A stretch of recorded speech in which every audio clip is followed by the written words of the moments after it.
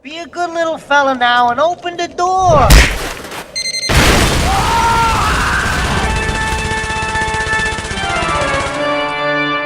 Keep the change, you filthy animal.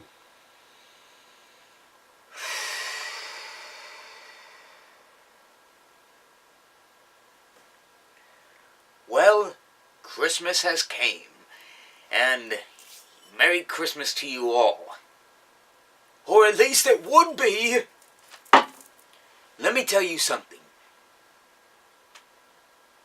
What is a sequel that was completely unnecessary to a certain film that didn't ask for a sequel? If some of you are thinking The Dog Who Saved This Holiday, you're close. Because most likely that film series isn't really that necessary. But honestly, the one movie that I say is unnecessary for a sequel is in fact A Christmas Story. As of this moment, at least last night to my extent, guess what started their annual marathon? That's right, TBS and TNT have decided to air the original classic cult film, that little film that, some people just share to you just so that this might get a little bit of attention, but somehow turn into like this really huge enterprise. And you guessed correctly, A Christmas Story. And you know what was another unnecessary sequel? I'll tell you what, Jingle All the Way 2. Yeah. Remove Arnold Schwarzenegger and replace him with Mater from Cars. And you know what A Christmas Story has? It's like taking the eggnog. You really like the taste, you really like it, it's a tradition that you see it every year. You just take it, add 1/4 of what made the film good, and just fill it with unnecessary slapstick, real bad acting, bad writing, and just about everything that is so terrible about this film. Well, let me tell you something.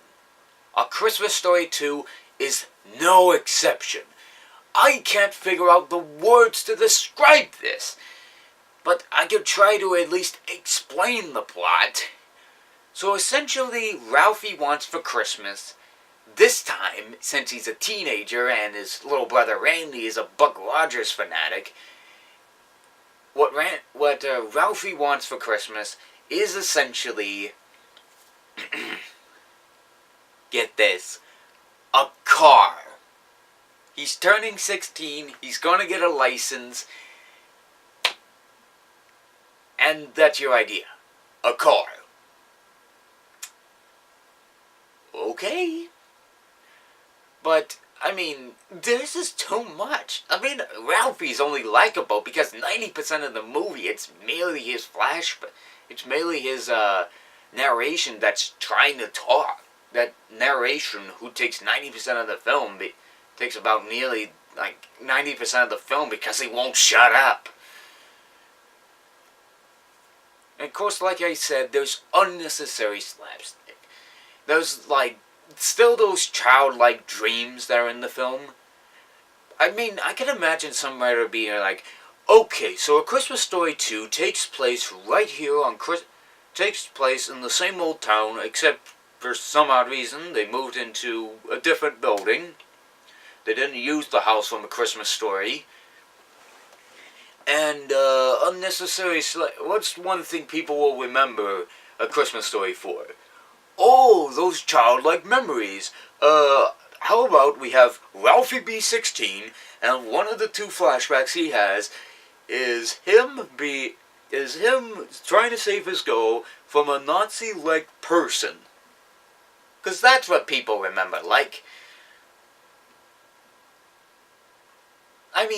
sure, A Christmas Story sometimes is a little bit overplayed, and I can understand. I remember, seeing A Christmas Story in middle school, seeing it for the first time, and just being like, I like this film.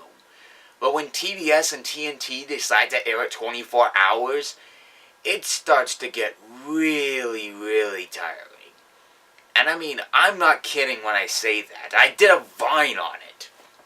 On how most people would react to the TBS annual Christmas Story Marathon. I mean, I'd rather be watching America's Funniest Home Videos with their Christmas epic fails. Because, you know, AFV's hilarious when it comes to Christmas specials, especially with Tom Bergeron. But I don't know what else to say about this film.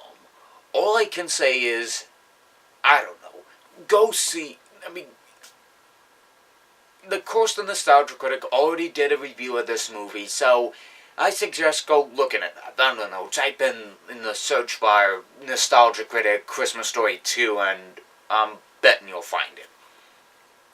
But seriously, one of the moments in the film where Ralphie essentially gets fired and asks for a job, he winds up getting the job as, of course, he gets the job as being one of the reindeers to promote the store, while standing right next to a donations guy in front of the store. And there's one moment where they're literally fighting over where Ralphie's just fighting the other guy just because he ain't ringing the bell right. I mean, that moment, I just went like, what on earth am I even watching?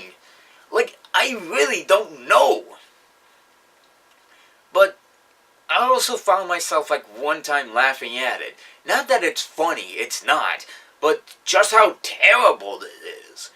Like, how could they do something like this? Or maybe make Daniel Stern into an overcooked Rodney Dangerfield. That's something. Right? Making Daniel Stern obviously doing certain, like, scenarios or something like that. It really doesn't work out too well, especially with this film. So with that said, gentlemen, and ladies, and fillies and gentlecolts, even though I just said the regular human version, Merry Christmas and Happy Holidays to you all, and I hope this really and of course, this concludes today's and this year's marathon of the 28 Days of Christmas. I only started this tradition last year, and here's looking forward to next year to talk about more of the specials that I didn't cover this year, like, you know, the Once Upon a Christmas, or the VeggieTales Star of Christmas, or Care Bear's Nutcracker, or Beauty and the Beast, The Enchanted Christmas, or the many holiday specials of Winnie the Pooh, or maybe Mrs. Santa Claus, or a lot of the smelly stuff that I planned to review, but sadly I couldn't. So, Merry Christmas and Happy Holidays to you all. And if some of you want to at least probably stay to see what I got for Christmas, you may. At least stay on this video, to be more precise. But if you're willing just to, like, I don't know, wait until the next pony vlog, you may. End the video here, and I wish to see you all guys in the very near future. And now, here's some traditions that my family does, and here's the presents that I got for Christmas. Goodbye. So, I hope you enjoyed that vlog. It's been a wonderful time actually working on that marathon. It probably may have helped a little bit with my editing. But, let's see what's in the stocking shark. It's usually somewhat custom of my family that if me or my brother are either the first ones to be up before our parents are, we basically go down to the stocking sock and we get whatever's in there. So, let's see what's in there.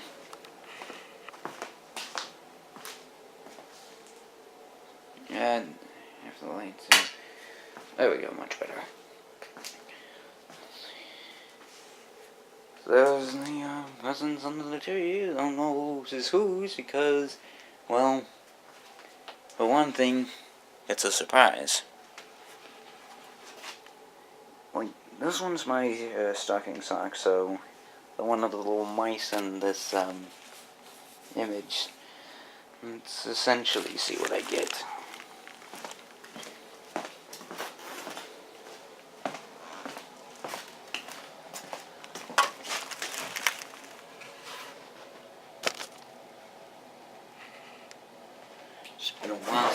been down here since Thanksgiving. Let's see.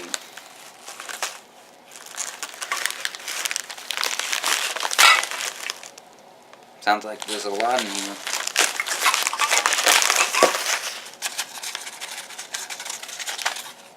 There's something else. Yep, that's just about everything. Unless there's replacement batteries for this thing.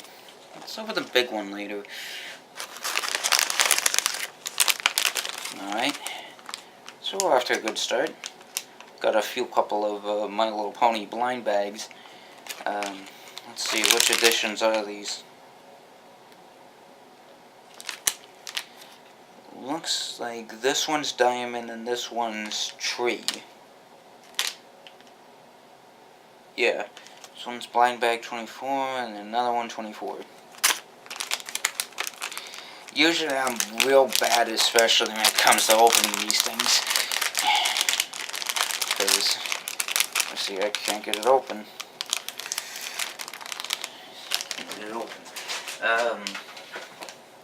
Which means I have to bring good old scissors. Of course, I'm afraid of opening these things with scissors, because one time I first got blind bags, I accidentally cut into the card. So, what do we get for blind 1?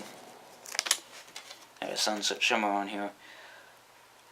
Lilac Cards, which is a redesign of Rarity.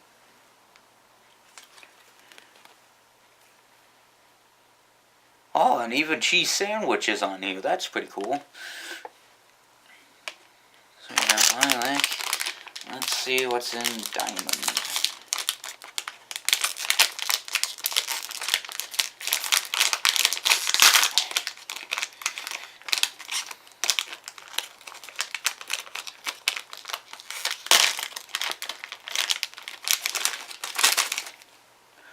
Oh, that's even cool. I get a glitterly Gilda, which most people know is that Gilda's played by Maraiki, who plays Revy in Black Lagoon, one of my new favorite animes, and she's glitter-filled, but her glitter sometimes drops out. So there's her card. And I actually see Trixie and Aloe or something, and Applejack on there. At least it's good to know that Applejack at least still has some love. And so it's this tiny little one.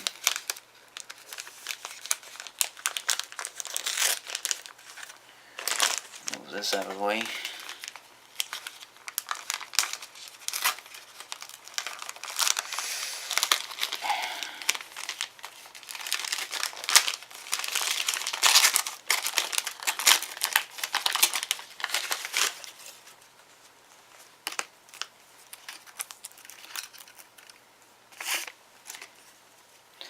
Now I get an MOP themed lanyard. That's pretty cool.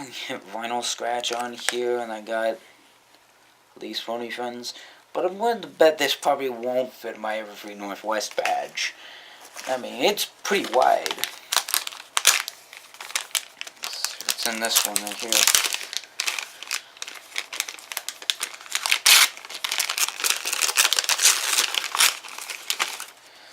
Next I got a My Little Pony bracelet with partway a Rainbow Dash themed comic on the slip. And it looks like Rainbow Dash basically rocking out. Rock and roll. So that's pretty cool.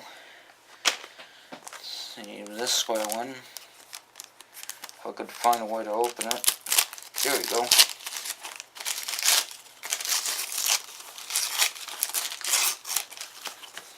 I got a keepsake of, oh my,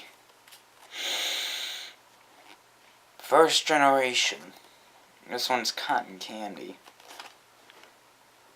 So I can't wait to put her up next year. Got this one. 2 cans of beer. One I probably should have mentioned. Oh, I got a little Rainbow Dash.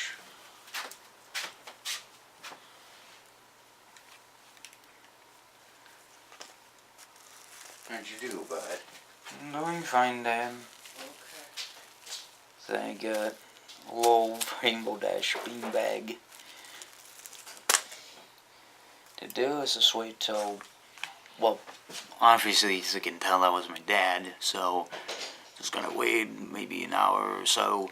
Alright, so I completely forgot about this, because I literally said that I was going to do this last, and let's see what I got.